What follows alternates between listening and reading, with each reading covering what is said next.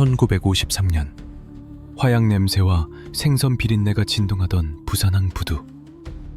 그곳엔 눈동자에 생기 대신 시퍼런 도끼를 품은 17살짜리 구두다기 소년이 하나 있었습니다. 모두가 전쟁통에 부모를 잃고 울부짖을 때 이 녀석은 눈물 한 방울 흘리지 않고 묵묵히 미군 군화에 광을 내며 부두의 흐름을 읽고 있었죠. 그 깡마른 소년이 고작 30년 뒤 대한민국 밤의 대통령이 되어 정재계를 무릎 꿇리게 될 줄 누가 알았겠습니까? 전설은 화려한 조명이 아니라 가장 더럽고 축축한 밑바닥에서 시작되는 법입니다. 이 지독한 남자의 일대기가 궁금하다면 지금 바로 구독 버튼을 누르고 알림 설정을 켜두세요. 당신이 알고 있던 세상의 뒷면을 적나라하게 보여드리겠습니다. 이야기는 전쟁이 멈춘 직후 혼돈의 도가니였던 부산 자갈치 시장 바닥에서 시작됩니다. 당시 부산은 전국에서 몰려든 피란민들로 발 디딜 틈조차 없었습니다. 법, 정의? 그런 건 배부른 돼지들이나 씹어대는 소리였죠. 이곳의 유일한 법은 주먹 아니면 미제 달러였습니다. 우리의 주인공 김해방. 이름부터가 해방이라니 참 아이러니하지 않습니까? 그는 해방되기는커녕 지독한 가난이라는 감옥에 갇혀 있었습니다. 낮에는 미군 부대 앞에서 기브미 초콜릿을 외치는 대신 미군들의 워커를 닦았고, 밤에는 부두 하역장에서 떨어지는 콩고물이라도 주워 먹으려고 눈에 불을 켰습니다. 그 구역을 지배하던 건 독사라고 불리던 하역장 10장이었습니다. 뱀눈을 가진 그자는 피란민들을 노예처럼 부려먹기로 악명이 자자했죠. 일당을 떼먹는 건 예사고 항의하는 인부들을 쇠파이프로 안마해서 병신을 만들어 쫓아내곤 했습니다. 경찰이요?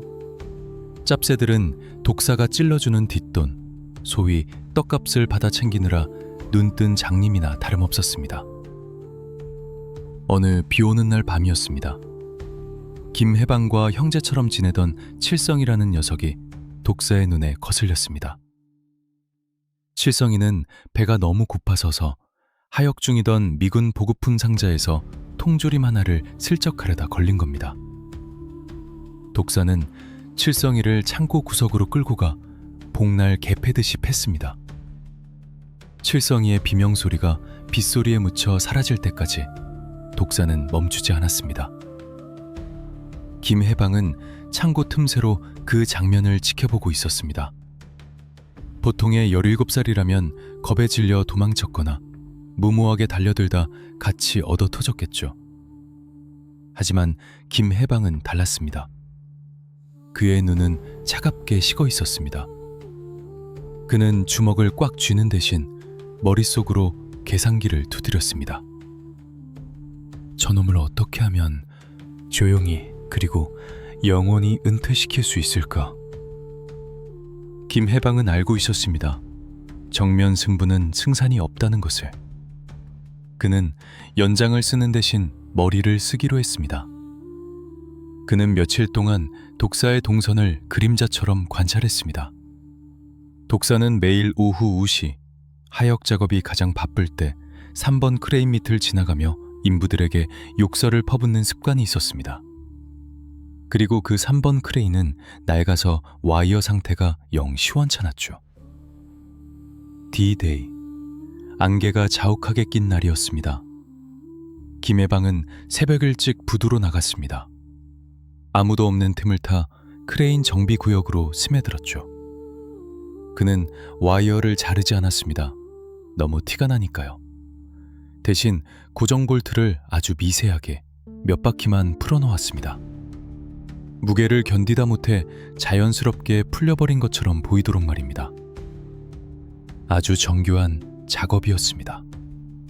오후 2시, 독사가 어김없이 3번 크레인 밑으로 걸어왔습니다. 입에는 미제 담배를 물고 손에는 가죽 채찍을 든 채 거들먹거리고 있었죠. 크레인에는 미군 트럭 한 대 분량의 시멘트 포대가 매달려 있었습니다. 야, 이 새끼들아, 동작 안 빨라? 오늘 안에 이거 다 못 옮기면 국물도 없는 줄 알아. 독사의 고함 소리가 부두에 울려 퍼지는 순간 끼익 하는 금속성 소음이 찢어질 듯 들려왔습니다. 사람들이 고개를 들기도 전에 수톤의 시멘트 더미가 중력을 이기지 못하고 수직으로 낙하했습니다. 쾅! 거대한 먼지 구름이 일었습니다. 비명지를 틈도 없었습니다. 먼지가 가라앉았을 때 독사가 서 있던 자리에는 납작하게 눌린 시멘트 포대들만 쌓여 있었습니다. 바닥으로 붉은 액체가 스며 나왔지만 그건 빗물에 씻겨 금세 바다로 흘러들어갔습니다. 사람들은 사고다, 재수가 옴붙었다며 수군거렸습니다. 경찰이 왔지만 그저 낡은 크레인의 정비 불량으로 결론지었습니다. 누구 하나 의심하는 사람이 없었습니다. 그날 밤 김해방은 부둣가 방파제에 앉아 독사가 즐겨 피우던 미제 담배 한 개비를 바다에 던졌습니다. 잘 가쇼. 저승에서는 착하게 살고. 그것은 단순한 사고사가 아니었습니다. 김해방이 세상에 던진 첫 번째 출사표였습니다. 그는 깨달았습니다. 폭력은 시끄럽지만 설계된 죽음은 조용하고 완벽하다는 것을. 그리고 무엇보다 사람 목숨이라는 게 시멘트 몇 포대 값보다 못하다는 비정한 현실을 뼈저리게 배웠습니다. 독사가 사라진 자리는 공백이 생겼습니다. 하이에나 같은 건달들이 그 자리를 노리고 침을 흘렸지만 누구도 섣불리 나서지 못했습니다. 그때 김해방이 움직였습니다. 그는 독사에게 억눌려 있던 인부들과 부두의 구아들을 모았습니다. 우리도 이제 사람 대접 좀 받고 살아야 하지 않겠나. 내가 너희들 밥그릇은 확실하게 채워주마. 그의 목소리는 낮고 차분했지만 거부할 수 없는 힘이 실려 있었습니다. 소년들은 본능적으로 알았습니다. 이 형을 따르면 굶어 죽지는 않겠구나. 그렇게 부산 바닥에 거친 아이들이 김해방의 밑으로 모여들었습니다. 그들은 스스로를 해방파라 부르기 시작했습니다. 아직은 덩치 큰 조직들에 비하면 애들 장난 같은 모임이었지만 그 중심에는 괴물 같은 떡잎을 가진 김해방이 버티고 있었으니까요. 김해방은 칠성이를 불러 조용히 지시했습니다. 내일부터 부두에서 나오는 물건들 우리가 관리한다. 헌병들 능피해서 빼돌리는 물건들 루트 네가 다 파악해. 그는 단순히 주먹질로 구역을 뺏는 무식한 방식은 쓰지 않았습니다. 그는 부두의 생리를 이용하기 시작했습니다.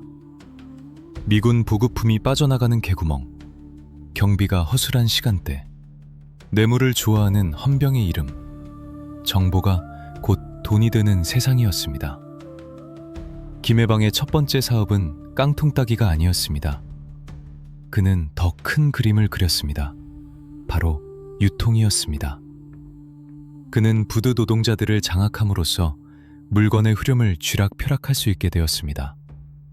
물건을 내리고 싶어도 김해방의 허락 없이는 손가락 하나 까딱할 수 없는 상황을 만든 것이죠. 어느 날 부산 지역을 주름잡던 기존 조직의 간부가 김해방을 찾아왔습니다. 어린 놈이 겁도 없이 어른들 구역에서 설치네. 쥐도 새도 모르게 바다 구경 가고 싶냐? 간부 뒤에는 덩치 큰 어깨들이 쇠파이프를 들고 서 있었습니다. 보통 사람이라면 오줌을 지렸을 상황입니다. 하지만 김해방은 피식 웃으며 품에서 낡은 장부 하나를 꺼냈습니다. 형님, 이거 한번 보시죠. 형님네 조직이 지난달에 미군 창고에서 빼돌린 설탕. 절반은 형님 주머니로 들어갔더군요. 오야붕이 이걸 알면 참 좋아하시겠습니다. 간부의 얼굴이 사색이 되었습니다. 김해방은 이미 모든 정보를 쥐고 있었던 겁니다. 싸움은 주먹으로 하는 게 아니라 상대의 약점을 쥐고 흔드는 것이라는 걸 그는 본능적으로 알고 있었습니다. 형님, 우리 서로 얼굴 붉히지 말고 좋게 갑시다. 저는 형님 뒤를 봐드리고 형님은 저희 애들 바람막이가 되어주시면 됩니다. 어떻습니까? 누이 좋고 매부 좋고. 그날 이후 김해방은 부산 암흑가에 조용히 하지만 확실하게 자신의 이름을 새겨넣기 시작했습니다. 17 소년의 눈빛은 더 이상 배고픔에 굶주린 짐승의 것이 아니었습니다. 그것은 먹잇감을 노리는 냉철한 사냥꾼의 눈빛이었습니다. 하지만 이건 시작에 불과했습니다. 전쟁이 남긴 폐허 위에서 싹트기 시작한 욕망의 덩어리는 곧 국제시장이라는 거대한 판으로 옮겨질 수 있었죠. 어린은 곧 국제시장이라는 거대한 판으로 옮겨붙을 준비를 하고 있었으니까요. 미제 초콜릿과 나일론 스타킹이 사람의 영혼까지 팔게 만들던 시절, 김해방은 이제 부두를 넘어 시장통에 돈줄을 쥐러 갈 채비를 마쳤습니다. 과연 그가 어떻게 그 험악한 국제시장의 상인들과 깡패들을 제압하고 부산의 돈주머니를 차지하게 되었을까요? 다음 이야기는 더 진하고 더 비릿합니다. 다음 편이 궁금하다면 댓글에 진행시켜 라고 남겨주십시오. 김해방이 어떻게 진짜 괴물로 변해가는지 그 소름돋는 과정을 낱낱이 풀어드리겠습니다. 부산의 밤은 낮보다 뜨거웠습니다. 해가 지면 부두의 크레인 불빛은 꺼지지만 국제시장의 골목길은 욕망의 네온사인으로 번들거리기 시작했으니까요. 1950년대 후반, 전쟁의 상처는 아물어가고 있었지만 사람들의 마음속엔 돈에 대한 끝없는 갈증만이 남았습니다. 미제라면 똥도 약에 쓴다던 시절, 그 중심에 국제시장, 일명 돗대기 시장이 있었습니다. 김해방은 더 이상 꾀조재한 작업복을 입지 않았습니다. 말끔한 맞춤 양복에 포마드로 머리를 넘긴 그는 이제 부두 노동자가 아닌 사업가의 탈을 쓰고 있었습니다. 하지만 그의 눈빛만은 여전히 샵칠 살 때 독사를 크레인 밑에 묻어버릴 때처럼 차갑게 빛나고 있었죠. 돈은 피보다 진하다. 그리고 미제 물건은 그 피를 끓게 만들지. 김해방이 부하들에게 입버릇처럼 하던 말입니다.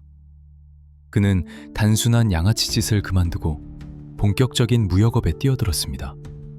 물론 세관을 거치지 않는 아주 특별한 무역이었죠. 당시 미군 부대, 즉 PX에서 흘러나오는 물건들은 황금알은 않는 거위였습니다. 허쉬 초콜릿, 럭키 스트라이크 담배, 캘리포니아산 통조림, 그리고 여인들의 마음을 홀리는 나일론 스타킹까지 없어서 못 파는 귀하신 몸들이었죠. 김해방은 미군 부대의 보급장교 스미스 중사를 공략했습니다. 스미스는 탐욕스러운 눈을 가진 뚱뚱한 백인이었는데 한국의 기생집과 도박에 빠져 빚이 산더미처럼 쌓여 있었습니다. 김해방은 그 냄새를 기가 막히게 맡았습니다. 어느 날 밤 김해방은 스미스를 은밀한 요정으로 초대했습니다.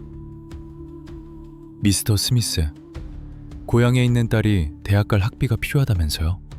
제가 장학금 좀 챙겨드리겠습니다. 김해방이 내민 007 가방 안에는 빳빳한 달러 뭉치가 가득했습니다. 스미스의 눈이 뒤집혔죠. 그 대가로 스미스는 부대 폐기물 처리 트럭에 멀쩡한 보급품을 섞어서 내보내기로 합의했습니다. 쓰레기 더미 속에 숨겨진 보물 상자들. 김해방은 이 루트를 하수구 라인이라 불렀습니다. 문제는 운송이었습니다.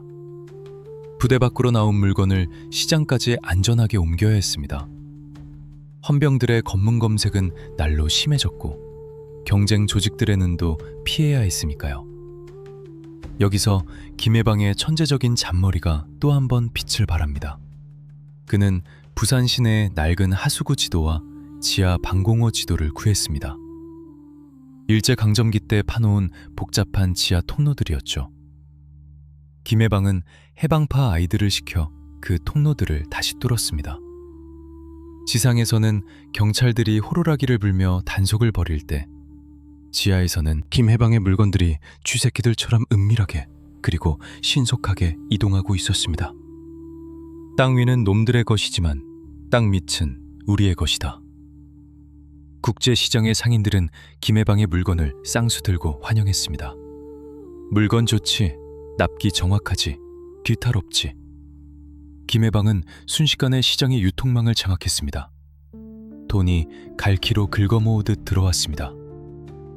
하지만 빛이 강하면 그림자도 짙어져지는 법. 굴러온 돌이 박힌 돌을 빼내려 하니 기존의 터줏대감들이 가만히 있을 리 없었습니다.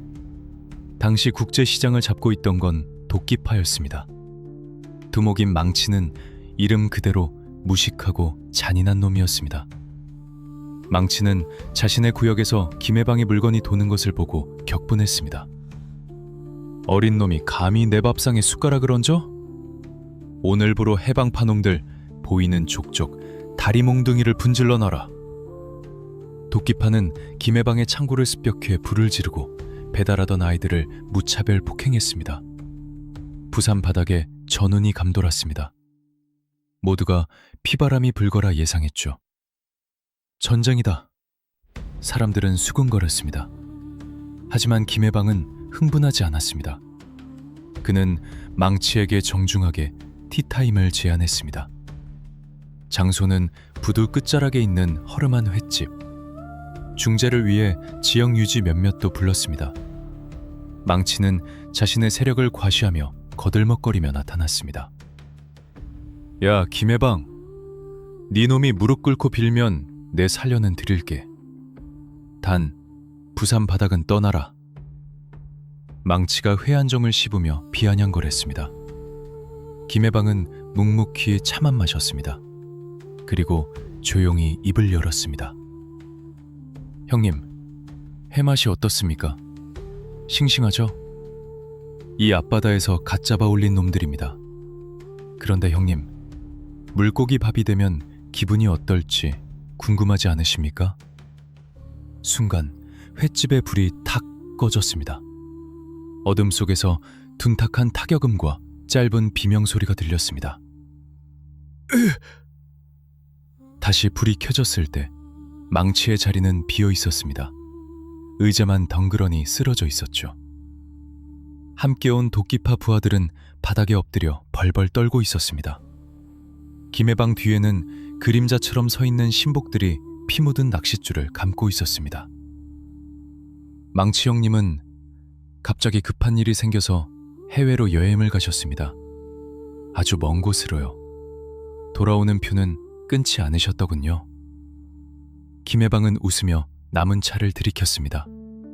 사실 망치는 그 자리에서 기절시킨 뒤 미리 준비해둔 드럼통에 시멘트와 함께 담겨 방파제 공사 현장으로 배달되었습니다.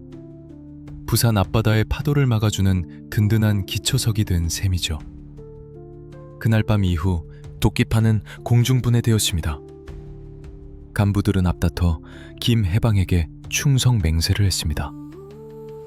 김해방은 피 한 방울 흘리지 않고 부산 최대의 상권을 손에 넣었습니다. 국제시장의 모든 미제 물건은 김해방을 통해야만 유통될 수 있었습니다. 상인들은 그를 젊은 회장님이라 부르며 깍듯이 모셨습니다. 하지만 그의 야망은 여기서 멈추지 않았습니다. 시장통을 장악하고 나니 이제 더 높은 곳이 보이기 시작한 겁니다. 바로 권력이라는 달콤한 사탄이었죠. 1960년대가 밝아오고 있었습니다. 정치권은 혼란스러웠고 새로운 정권이 들어서면서 사회 정화라는 명목하에 대대적인 단속이 예고되었습니다. 보통의 건달들이라면 숨을 죽이고 납작 엎드렸겠지만 김해방은 오히려 이것을 기회로 삼았습니다. 위기가 곧 기회다. 권력자들이 똥을 싸면 누군가는 그 똥을 치워줘야 하지 않겠나. 우리가 그 청소부가 되는 거다. 그는 더 이상 어둠 속의 쥐새끼가 아니었습니다. 양지로 나가 권력의 그림자가 되기로 결심한 것입니다. 서울에서 내려온 검은 양복의 사내들과 접촉을 시도하는 김해방. 과연 그는 어떻게 정치 깡패의 길로 들어서게 될까요? 그리고 그 선택이 그를 어떤 파멸의 구렁텅이로 혹은 더 높은 왕자로 이끌게 될까요? 다음 편, 청와대와의 위험한 악수, 그리고 피비린내 나는 정치 공작의 세계가 펼쳐집니다. 김해방이 애국이라는 이름으로 얼마나 잔혹한 짓을 저지르는지 확인하고 싶다면 계속이라고 외쳐주십시오. 기다리고 있겠습니다. 1961년 5월, 서울의 새벽 공기를 가리며 탱크 소리가 울려 퍼졌습니다. 세상이 뒤집혔죠. 군복을 입은 그분들이 정권을 잡으면서 대한민국은 재건이라는 구호 아래 숨 쉴 틈 없이 돌아가기 시작했습니다.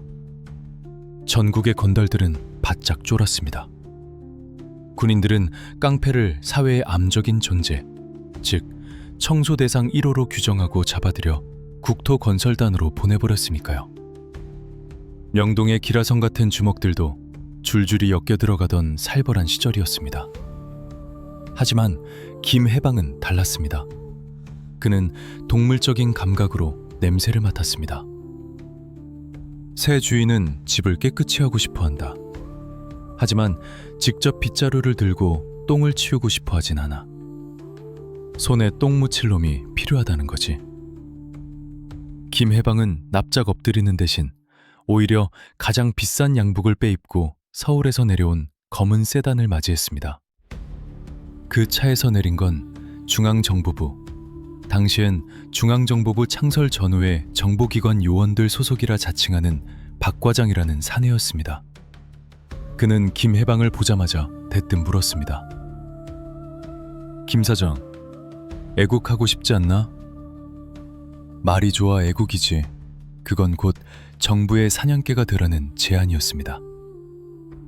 당시 정부는 수출 드라이브를 걸며 항만과 공단을 미친 듯이 돌리고 있었는데 노동자들이 문제였습니다.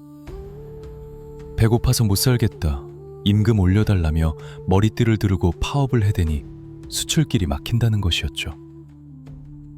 군인들이 나서서 총칼로 진압하면 국제 여론이 시끄러워지니 민간 차원에서 조용히 해결해줄 전문가가 필요했던 겁니다. 김해방은 그 자리에서 즉시 충성을 맹세했습니다. 그리고 그 길로 부산 항만 발전 번영회라는 그럴싸한 간판을 내걸었습니다. 겉으로는 지역 발전을 위한 봉사단체였지만 구성원들은 전원 해방파의 정예 멤버들이었죠. 그들은 이제 사시미 칼 대신 쇠파이프에 태극기를 감고 구국 결사대라는 완장을 찾습니다. 첫 번째 타깃은 부산 부두 노동조합장이었던 강 씨였습니다. 강 씨는 뼈대 굵은 노동운동가로 어떤 회유와 협박에도 굴하지 않고 하역 작업을 전면 중단시킨 상태였습니다. 수출용 합판과 가발이 선적되지 못해 부두에 산더미처럼 쌓여 있었죠. 박 과장은 김해방에게 짧게 지시했습니다. 내일 아침 해가 뜨기 전까지 부두에 막힌 혈관을 뚫으시오.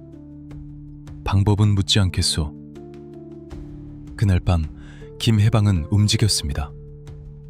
요란하게 전쟁을 치르지 않았습니다. 그는 강 씨가 농성 중인 천막촌의 전기를 끊어버렸습니다. 칠흑 같은 어둠이 깔리자 승합차 몇 대가 소리 없이 미끄러져 들어왔습니다. 차에서 내린 건장한 청년들은 몽둥이를 들고 있었지만 고함 한 번 지르지 않았습니다. 그저 기계처럼 묵묵히 어둠 속에서 움직이는 그림자들 같았습니다. 누구야? 비명 소리가 간헐적으로 터져 나왔지만 곧 잠잠해졌습니다. 김해방의 아이들은 정확히 급소만 노려 가격하거나 입을 틀어막고 승합차로 끌고 갔습니다. 대혼란 속에서 조합장 강 씨는 김해방 앞에 끌려왔습니다. 강 씨는 피투성이가 된 채로 김해방을 노려보며 침을 뱉었습니다. 네 놈들이 그러고도 사람이냐? 권력의 개노릇이 나는 쓰레기들. 김해방은 손수건으로 얼굴에 묻은 침을 닦으며 나직이 말했습니다. 강 조합장님, 시끄러운 건 딱 질색입니다. 나라가 잘 살자고 하는 일인데 협조 좀 하시지. 우리는 지금 막힌 하수구를 뚫는 중입니다. 당신이 그 막힌 찌꺼기고. 날 죽여라. 내 눈에 흙이 들어가기 전엔 파업 안 푼다. 김해방은 혀를 찼습니다. 죽이다니요. 우리는 폭력배가 아닙니다. 단지 강 조합장님이 너무 과로하신 것 같아서 공기 좋은 곳으로 장기 요양을 보내드리려는 겁니다. 김해방의 눈짓에 부하들이 강 씨를 마대자루에 담아 트렁크에 실었습니다. 그가 향한 곳은 병원이 아니라 인적 드문 야산의 깊은 구덩이 혹은 드넓은 바다 한가운데였을 겁니다. 강 씨가 어떻게 되었는지는 아무도 모릅니다. 단지 다음날 아침 노조 사무실 책상 위에 강 씨의 도장이 찍힌 파업 철회 및 사퇴서가 덩그러니 놓여 있었다는 사실만 전해질 뿐입니다. 물론 그 도장은 강 씨의 손가락을 억지로 눌러 찍은 것이었겠지만요. 그날 이후 부산항의 크레인은 24시간 멈추지 않고 돌아갔습니다. 서울에서는 대만족했습니다. 김해방은 청와대가 내려보낸 감사패를 받았고 지역 경찰서장은 김해방을 회장님이라 부르며 깍듯하게 모셨습니다. 이제 경찰은 김해방의 적이 아니라 그를 지켜주는 든든한 울타리가 되었습니다. 김해방은 깨달았습니다. 주먹 위에 돈이 있고 돈 위에 권력이 있다. 하지만 그 권력의 그림자 속에 숨으면 나는 신이 될 수 있다. 그는 이 합법적 면허를 이용해 사업을 문어발식으로 확장했습니다. 나이트클럽, 호텔, 건설업. 부산의 알짜배기란 알짜배기는 모조리 해방파의 소나귀에 들어갔습니다. 경쟁 조직이 덤비면 빨갱이 소탕이라는 명분으로 경찰을 동원해 쓸어버리면 그만이었습니다. 하지만 김해방의 진짜 욕망은 그 정도 푼돈에 만족하지 못했습니다. 그는 일본 야쿠자들과의 교류를 통해 더 크고 위험하고 상상을 초월하는 돈이 드는 사업을 눈여겨보고 있었습니다. 바로 하얀 눈이라 불리는 그것. 정치권의 막대한 뒷돈을 대주려면 룸살롱 수입만으로는 턱없이 부족했습니다. 기름칠을 하려면 기름통이 커야지. 김해방은 부산항을 아시아 최대의 마약 중개 기지로 만들 계획을 세웁니다. 권력의 비호 아래 가장 위험한 독버섯이 자라나기 시작한 것입니다. 낮에는 애국지사, 밤에는 마야광. 이중가면을 쓴 김해방의 전성시대가 열리는 순간이었습니다. 하지만 그 하얀 가루는 만지는 순간 영혼까지 타들어가게 만드는 저주받은 물건이었습니다. 김해방은 과연 이 위험한 줄타기에서 균형을 잡을 수 있을까요? 아니면 그 자신이 만든 지옥불에 타오르게 될까요? 이제 이야기는 한국 범죄사의 가장 어두운 페이지, 히로뽕의 시대로 넘어갑니다. 부산 앞바다를 하얗게 물들인 광기의 기록을 보고 싶다면 OK 사인을 보내주십시오. 기다리겠습니다. 1970년대 부산은 대한민국 경제발전의 심정이었지만 그 심장 박동 귀에는 치명적인 독이 흐르고 있었습니다. 바로 백색의 황금, 메스암페타민, 속칭 히로뽕이라 불리는 물건이었습니다. 당시 한국 정부는 외화 획득을 위해 제약회사들에게 히로뽕 제조 허가를 내주며 일본 수출을 장려하던 미친 시절이 있었습니다. 물론 나중에 금지시켰지만 이미 제조 기술은 부산의 지하 세계로 깊숙이 스며든 뒤였죠. 김해방에게 이보다 더 완벽한 기회는 없었습니다. 그는 단순히 물건을 떼다 파는 소매상이 되길 거부했습니다. 그는 생산과 수출을 아우르는 거대한 제국을 꿈꿨습니다. 쌀 장사는 굶어 죽어도 약 장사는 망하지 않는다. 특히 사람을 미치게 만드는 약이라면 더더욱. 김해방은 부산 외곽의 폐쇄된 방직 공장 지하에 비밀 실험실을 차렸습니다. 최고의 기술자, 일명 교수님이라 불리는 화공학 박사를 납치하다시피 데려와 앉혔습니다. 그곳에서 24시간 끓어오르는 비커와 튜브들은 순도 99%의 최상급 크리스털을 만들어냈습니다. 일본 야쿠자들이 환장한다는 일명 부산산의 탄생이었습니다. 김해방은 야쿠자 조직 야마구치 구미의 간부와 손을 잡았습니다. 거래 방식은 치밀했습니다. 부산 앞바다 공해상에서 접선하는 방식, 참집에 냉동창고 깊숙한 곳에 숨기는 방식, 심지어 관광객으로 위장한 보따리 상글의 항문에 캡슐을 넣어 운반하는 방식까지. 부산항은 거대한 마약 터미널로 변해갔습니다. 엔화가 썰물처럼 밀려들어왔습니다. 김해방의 금고는 돈을 세는 게 아니라 무게를 달아야 할 지경이었습니다. 그는 부산의 최고급 호텔, 스위트룸을 전세내어 생활했습니다. 하지만 그의 삶은 화려함과는 거리가 멀었습니다. 그는 철저하게 그림자 속에 숨어 살았습니다. 김해방에게는 철칙이 하나 있었습니다. 만드는 건 우리가 하되 맛은 놈들이 보게 해라. 우리 식구 중 누구라도 코에 하얀 가루를 묻히는 순간 그 코를 베어버리겠다. 그는 마약이 조직을 어떻게 무너뜨리는지 잘 알고 있었습니다. 중독된 놈은 배신을 하고 입이 가벼워지기 마련이니까요. 실제로 어느 날 중간 간부 하나가 호기심에 뽕을 했다가 걸린 적이 있습니다. 김해방은 그를 자신의 집무실로 불렀습니다. 책상 위에는 최고급 사시미 칼과 주사기 하나가 놓여 있었습니다. 선택해라. 네 손으로 손가락 하나를 자르고 나가서 새 사람이 되든가, 아니면 이 주사기 한 통을 다 맞고 천국으로 가든가. 간부는 벌벌 떨며 울면서 자신의 새끼손가락을 잘랐습니다. 김해방은 눈 하나 깜짝하지 않고 지혈제를 던져주며 말했습니다. 나가봐. 그리고 다신 내 눈앞에 띄지 마라. 이런 공포 통치 덕분에 해방파는 군대보다 더 엄격한 규율을 유지할 수 있었습니다. 김해방은 밖으로는 나이트클럽과 호텔을 운영하는 성공한 사업가 행세를 했지만 밤에는 룸살롱의 가장 깊숙한 방에서 전화 한 통으로 수십억 원의 거래를 성사시키는 밤의 대통령이었습니다. 하지만 달이 차면 기우는 법.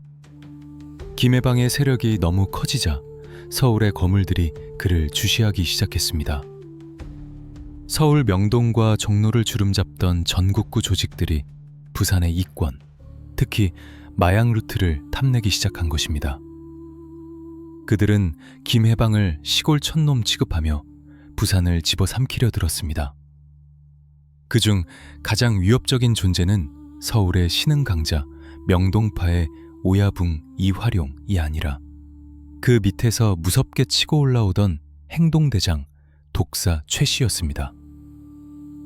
최 씨는 서울놈들 특유의 세련됨 뒤에 잔혹함을 감춘 인물이었습니다. 그는 부산에 내려와 김해방의 구역인 유흥가들을 하나둘씩 잠식해 들어왔습니다. 김 사장님, 이제 은퇴하시고 골프나 치러 다니시죠? 부산 물이 좀 흐려신 것 같은데 저희가 정화조 청소 좀 해드리겠습니다. 최 씨가 보낸 전갈이었습니다. 선전보고였죠. 김해방의 부하들이 술집에서 습격당해 병원 신세를 지는 일이 빈번해졌습니다. 창고에 불이 나고 경찰에 익명의 투서가 날아들기 시작했습니다. 김해방은 조용히 시가를 피우며 부산항의 야경을 내려다보았습니다. 그의 눈빛이 다시 17살 때 크레인 밑에 독사를 바라보던 그 눈빛으로 돌아갔습니다. 서울 쥐새끼들이 남의 곳간에 들어와서 주인 행세를 하려 드는군. 골프라. 그래, 골프 좋지. 아주 특별한 골프를 쳐줘야겠어. 그는 부하들을 소집하지 않았습니다. 대신 전화기를 들어 어딘가로 전화를 걸었습니다. 김 서장님, 저 김해방입니다. 요즘 부산 치안이 영 불안해서 말입니다. 네, 맞습니다. 외지인들이 설치고 다녀서 시민들이 불안해합니다. 제가 좀 도와드려도 되겠습니까? 뒤처리는 깔끔하게 하겠습니다. 걱정 마십시오. 전화를 끄는 김해방의 입가에 서늘한 미소가 번졌습니다. 그는 단순한 깡패 싸움이 아닌 전쟁을 준비하고 있었습니다.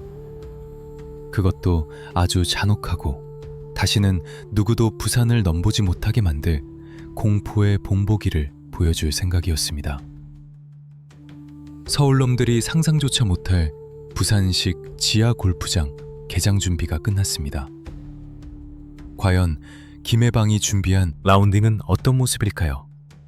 그 필드에는 잔디 대신 무엇이 깔려 있을까요? 피비린내 나는 전쟁, 그리고 전설로 남을 잔혹한 숙청의 밤.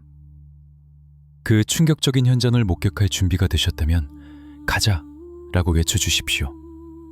김해방의 클럽이 휘둘러질 때마다 서울 쥐새끼들이 어떻게 비명을 지르는지 보여드리겠습니다. 부산의 밤 공기가 유난히 차갑던 1970년대 후반의 어느 가을밤, 서울의 용이라 불리던 명동파 최 씨와 그의 간부 3명은 기세등등했습니다.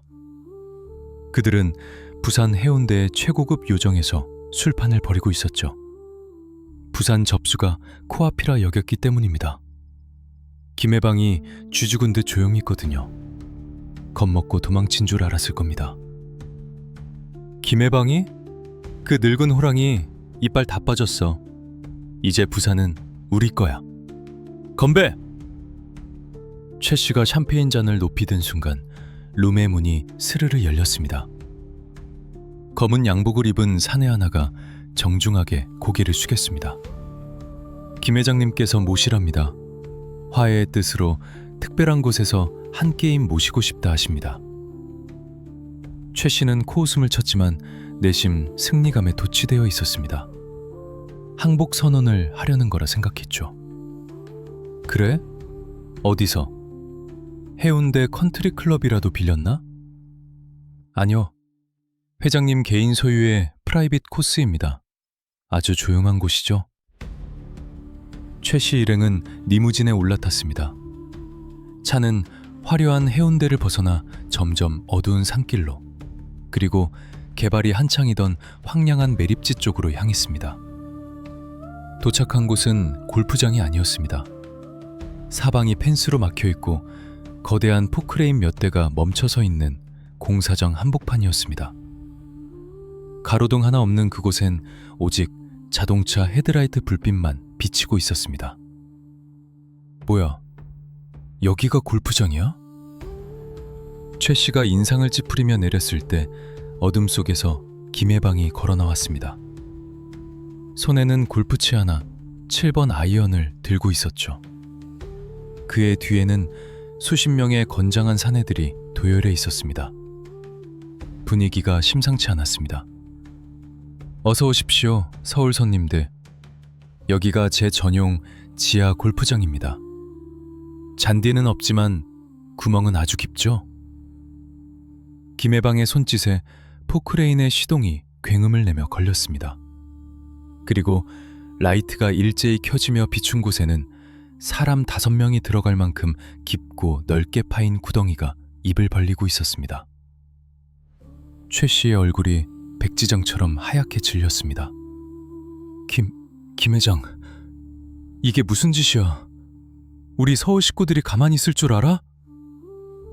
김해방은 빙긋 웃으며 골프채로 바닥에 돌멩이를 툭 쳤습니다. 식구라? 아, 그 식구들 말입니까? 그때 부하들이 봉고차 문을 열었습니다. 차 안에는 최 씨와 간부들의 가족 사진, 그리고 그들의 집 앞에서 찍은 폴라로이드 사진들이 수북이 쌓여 있었습니다. 그리고 전화기 한 대를 던져주었습니다. 전화해 보시죠. 사모님들이 잘 주무시고 계신지. 아, 막내딸 유치원 가방에 예쁜 인형 하나 넣어뒀다고 전해주시고. 최 씨는 다리에 힘이 풀려 주저앉았습니다. 김해방은 단순히 폭력만 쓰는 게 아니었습니다. 그는 상대의 가장 약한 고리, 영혼을 파괴하는 법을 알고 있었습니다. 자, 게임 룰은 간단합니다. 저 구덩이가 18번 홀입니다. 들어가시면 됩니다. 살려달라고 빌면 재미없지 않습니까? 사내답게 가시죠. 저항은 무의미했습니다. 수적 열쇠, 그리고 가족이라는 인질. 최 씨와 간부들은 반쯤 넋이 나간 채 스스로 구덩이 속으로 걸어 들어갔습니다. 그들이 구덩이 바닥에 섰을 때 위에서 내려다보는 김해방의 모습은 저승사자 그 자체였습니다. 김 회장, 제발 살려만 주시오. 부산 떠나겠소. 다시는 얼씬도 안 하겠소. 최 씨가 울부짖으며 애원했습니다. 최 사장, 골프에서 제일 중요한 게 뭔지 아십니까? 바로 헤드업을 하지 않는 겁니다. 고개 들지 마세요. 흡 들어갑니다. 김해방이 손을 들자 레미콘 트럭이 후진해 들어왔습니다. 통이 돌아가는 소리가 천둥처럼 들렸습니다. 쏟아져 내린 것은 흙이 아니었습니다. 걸쭉하게 반죽된 시멘트였습니다. 으아! 처절한 비명소리가 공사장에 울려 퍼졌지만 레미콘 소음과 파도 소리에 묻혀 밖으로 새어나가지 않았습니다. 시멘트가 무릎, 허리, 가슴까지 차올랐습니다. 김해방은 그 광경을 끝까지 지켜봤습니다. 서울 가서 전하십시오. 부산 땅 밑에는 서울놈들 뼈가 철근 대신 박혀 있다고. 마지막 머리카락 한 올까지 시멘트에 덮이자 김해방은 골프채를 구덩이 위로 던져 넣었습니다. 나이스 샷. 다음 날 그 위에는 평평하게 흙이 덮였고 며칠 뒤 그 자리엔 거대한 주상복합 건물의 기초 공사가 시작되었습니다. 서울 명동파 핵심 간부 5명은 그렇게 증발했습니다. 실종 신고가 접수되었지만 시체도 목격자도 증거도 없었습니다. 이 사건은 전국의 조폭들에게 부산 괴담으로 퍼져나갔습니다. 부산 김해방 건드리면 뼈도 못 추린다. 부산 건물 기둥 속엔 사람이 산다는 소문이 돌았죠. 서울의 거대 조직들도 더 이상 부산을 넘보지 못했습니다. 김해방은 명실상부한 대한민국 남쪽의 지배자가 되었습니다. 그의 권력은 정점에 달했습니다. 돈, 명예, 비록 어둠의 명예지만 공포, 모든 것을 손에 쥐었습니다. 하지만 세상에 영원한 것은 없습니다. 가장 높이 올라갔을 때가 추락할 때 가장 아픈 법이죠. 1979년 10월 26일 서울 궁정동에서 총성이 울렸습니다. 절대 권력자였던 대통령이 서거했습니다. 세상이 또 한 번 뒤집혔습니다. 그리고 1980년 새로운 군부 세력이 등장했습니다. 그들은 정통성을 확보하기 위해 강력한 사회 정화 카드를 꺼내들었습니다. 일명 삼천교육대의 서막이 오르고 있었습니다. 김해방의 든든한 뒷배였던 정치인들과 경찰서장들은 하루아침에 옷을 벗거나 잡혀 들어갔습니다. 김해방 역시 사회악 1호로 지목되었습니다. 그동안 그가 쌓아 올린 죄악의 탑이 무너질 위기에 처한 것입니다. 설상가상으로 가장 믿었던 도끼, 아니 자신의 그림자 같았던 오른팔 칠성이의 눈빛이 흔들리기 시작했습니다. 검찰의 수사망이 좁혀오자 칠성이는 살 길을 찾기 위해 위험한 거래를 고민하고 있었습니다. 형님, 시대가 변했습니다. 우리도 이제 끝난 거 아닙니까? 김해방의 제국에 균열이 가기 시작했습니다. 과연 그는 이 거대한 역사의 소용돌이 속에서 살아남을 수 있을까요? 아니면 그가 수많은 사람을 보냈던 그곳, 차가운 바다 밑이나 시멘트 벽 속으로 사라지게 될까요? 배신과 몰락, 그리고 마지막 탈출. 김해방 일대기의 클라이맥스가 다가옵니다. 진행이라고 외쳐주시면 그 숨막히는 마지막 쟁을 열어드리겠습니다. 1980년의 봄은 오지 않았습니다. 대신 서슬퍼런 군합발 소리만이 거리를 메웠죠. 새로운 군사정권은 민심을 잡기 위해 사회악 일소라는 기치를 내걸었습니다. 깡패, 불량배, 사기꾼, 그리고 그 명단 맨 꼭대기, 빨간 줄이 그어진 이름, 바로 김해방이었습니다. 김해방을 잡아라. 그놈을 잡아서 광장에 매달아야 새 시대가 열린다. 합동수사본부의 명령은 절대적이었습니다. 김해방의 제국, 부산항은 순식간에 계엄군의 포위망에 갇혔습니다. 그동안 김해방에게 뇌물을 받아 챙기던 경찰 서장, 새 관장들은 쥐새끼처럼 도망치거나 살기 위해 김해방에게 모든 죄를 뒤집어 씌웠습니다. 김해방은 자신의 안가인 해운대 달맞이 국의 별장에 고립되었습니다. 하지만 진짜 위기는 외부가 아닌 내부에서 터졌습니다.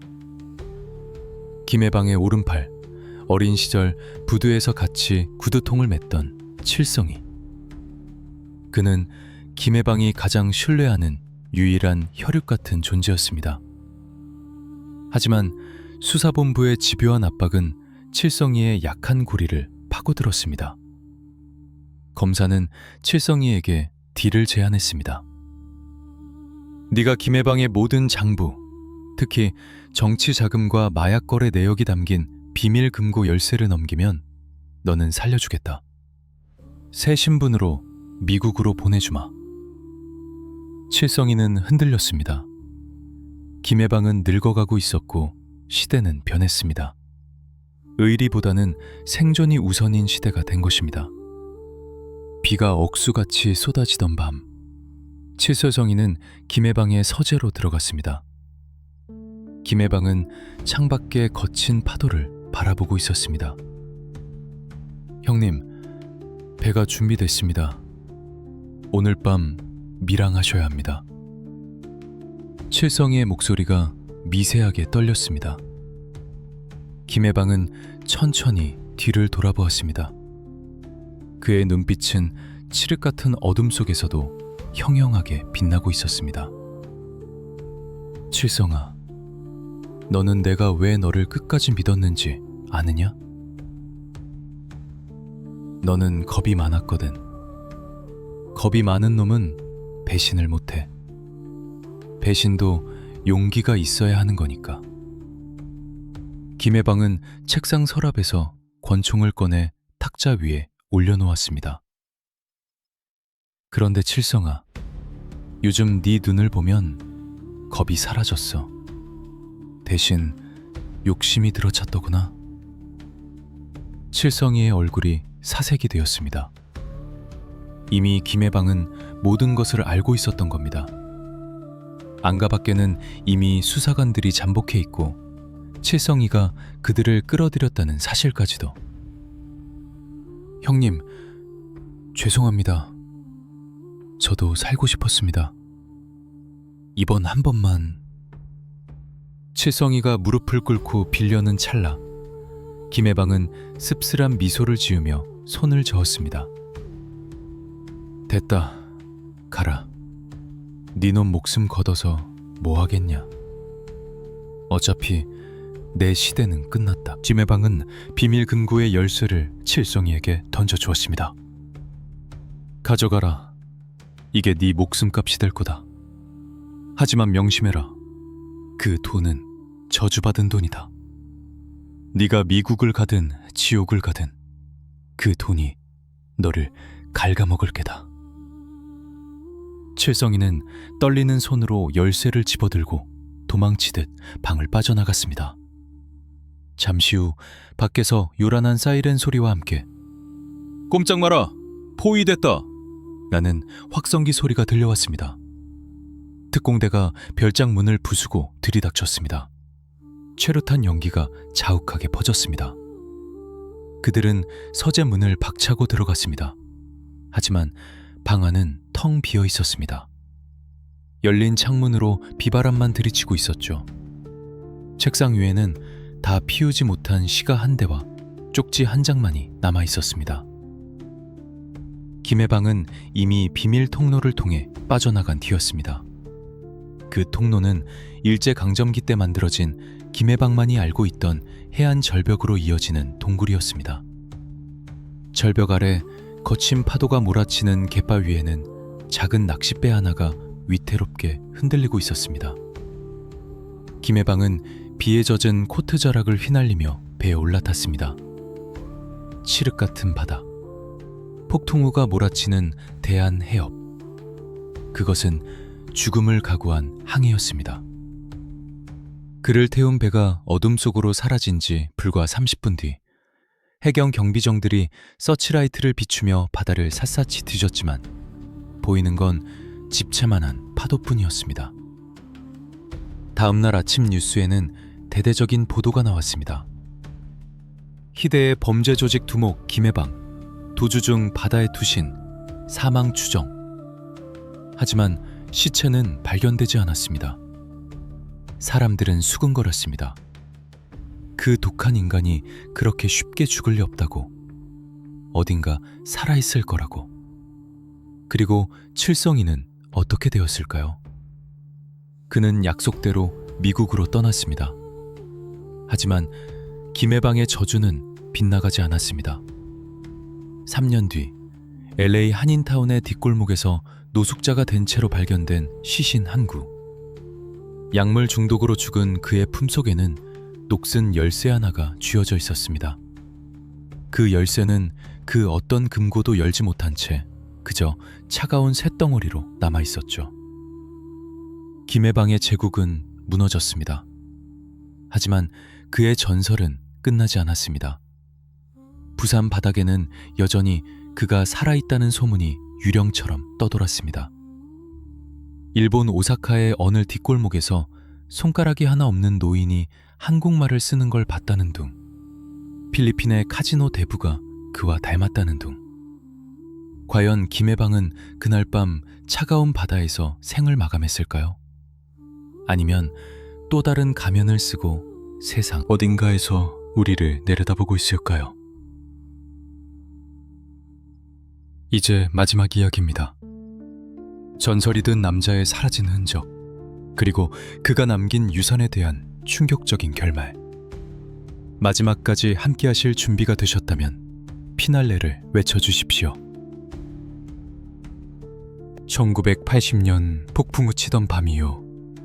김해방이라는 이름은 공식적으로 대한민국 주민등록상에서 말소되었습니다. 경찰은 그가 익사했다고 결론지었지만 부산의 늙은 뱃사람들은 아무도 그 말을 믿지 않았습니다. 바다가 그 양반을 삼켜? 천만에. 그 양반은 바다하고도 협상을 할 위인이야. 세월이 흘러 2000년대가 되었습니다. 부산항은 상점벽해라는 말이 무색할 정도로 변했습니다. 낡은 창고들이 있던 자리엔 마천루가 들어섰고 깡패들이 설치던 골목은 관광객들로 붐비는 핫플레이스가 되었죠. 김해방의 이름은 이제 술자리 안주거리나 영화 시나리오 소재로나 쓰이는 흘러간 옛 노래가 되었습니다. 하지만 정말 그럴까요? 부산 구도심의 한 요양병원, 치매 노인들이 모여있는 병동 구석. 창가 자리에 휠체어를 탄 백발의 노인이 앉아 있습니다. 김춘식이라는 평범한 이름표를 달고 있는 그는 하루 종일 아무 말 없이 창밖에 부산항 대교만 바라보고 있습니다. 간호사들은 그를 그저 얌전한 할아버지로만 알고 있습니다. 어느 날 젊은 다큐멘터리 PD 하나가 부산 조직폭력배의 역사를 취재하러 이 병원을 찾았습니다. 그는 과거 김해방 조직의 말단 조직원이었던 환자를 인터뷰하고 있었죠. 그때였습니다. 휠체어에 앉아있던 김춘식 노인이 갑자기 혼잣말처럼 중얼거렸습니다.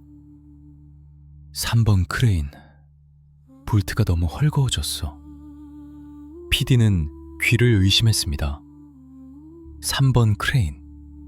그것은 50년 전 김해방 전설의 시작이었던 독사 사건의 그 크레인이었습니다. PD가 놀라서 노인에게 다가갔습니다. 할아버지, 방금 뭐라고 하셨어요? 크레인을 아세요? 노인은 천천히 고개를 돌려 PD를 바라보았습니다.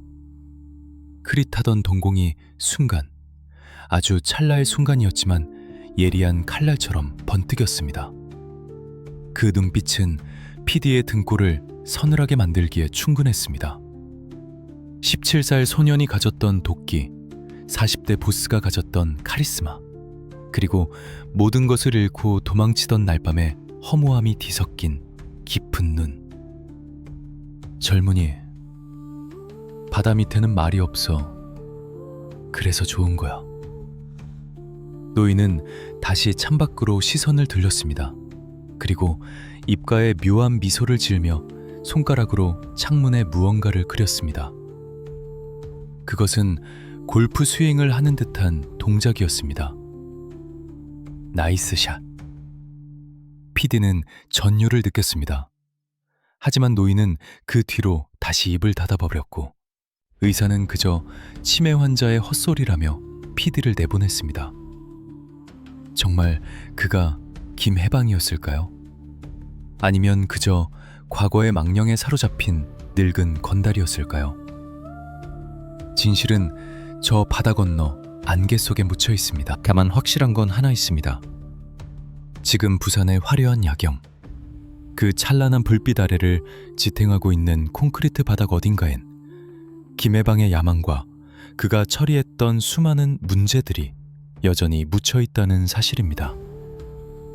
우리가 발 꽂고 서 있는 이 도시의 밑바닥에는 피와 눈물, 그리고 욕망의 시멘트가 단단히 굳어 있습니다. 김해방은 갔지만 제2, 제3의 김해방들은 지금도 어딘가에서 사업을 하고 있을 겁니다. 단지 방식이 더 세련되고 더 은밀해졌을 뿐이죠. 어쩌면 당신 옆에서 점잖게 커피를 마시고 있는 저 신사일지도 모릅니다.